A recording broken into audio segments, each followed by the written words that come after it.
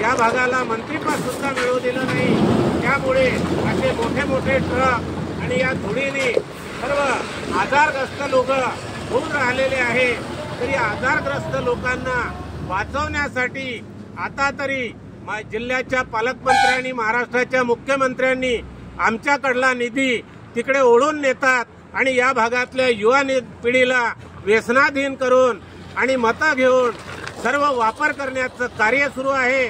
म्हणून हे खड्डे तात्काळ बुजवावे आणि अपघात होण्यापासून वाचवण्यासाठी सार्वजनिक बांधकाम विभागाच्या एसी बोंद्रे मॅडम यांनी लक्ष द्यावं आणि पालकमंत्र्यांनी आमचा तिकडे निधी वळता न करता आमच्या मतदारसंघाला द्यावा।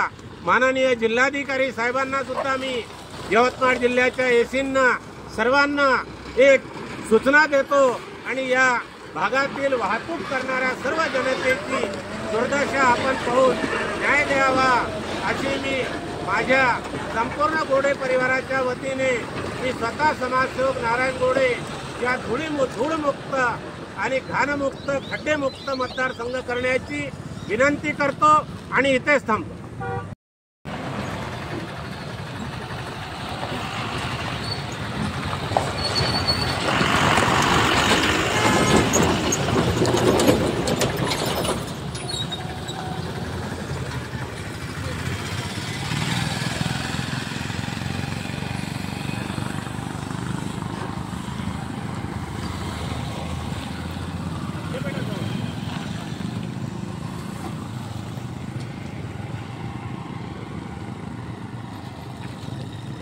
आपल्या वणी मतदारसंघामध्ये इथे हा एक पुलिया आहे छोटासा आणि इथून वणी जवळजवळ 3-4 किलोमीटर अंतरावर आहेत आणि मुकुडबंद ते वणी एक 32 किलोमीटरचं अंतर आहेत आणि अनेक 40 टनाचे ट्रक इथून वाहतात आणि मोटरसायकलवाले स्कूटीवाले इथे घसरून पडून हातपाय मोडतात आणि अनेक लोकांना जीव सुद्धा गमवावा लागतो आणि लाखो रुपयाचा भुर्दंड बसतो।